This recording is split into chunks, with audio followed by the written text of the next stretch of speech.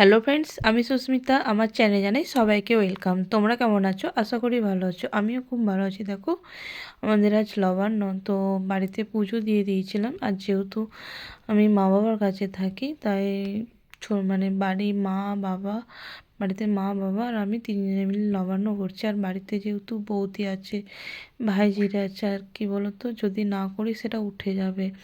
আর বাড়িতে পুজো দিয়ে দিয়েছিলাম। তো যেহেতু পৌষ মাস পড়ে যাবে, আর নবান্ন হচ্ছে অঘ্রাণ মাস ছাড়া হয়ই না।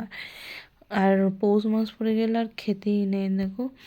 আর আমি এখানে মানে আহ, সচরাচর আমি সবই জানি। আর যেহেতু বাড়িতে পুজো আর্চাগুলো আমার ডিপার্টমেন্টেই পড়তো, আমার দিদি সংসারে যাবতীয় কাজ সেইগুলো করতো। পুজো আর্চার ডিপার্টমেন্টটা আমার ডিপার্টমেন্টেই পড়তো আমার দিকে। তো আর আমাদের ওখানে কি বলতো, আগে কি হতো, মানে আমাদের একসঙ্গে মাখাতো না।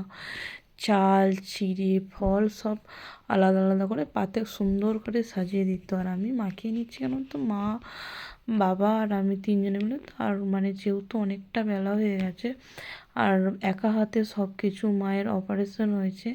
আর নবান্নই তোমার 9 রকম 5 রকম ভাজা তরকারি পায়েস মিলিয়ে নরকম করতে হবে, দেখো। আর এদিকে আমি করে নিয়েছি, কুমড়ো ভেজেছি, শাকের তরকারি করেছি, কুমড়ো ভেজেছি, আলু ভেজেছি, মূলো ভেজেছি, তোমার ফুলকপি ভেজেছি, কলা ভেজেছি, ধনেপাতার চাটনি, শাক ভাজা, আর তোমার শাকের তরকারি, ডাল, পায়েস করেছি নবান্নই, দেখো।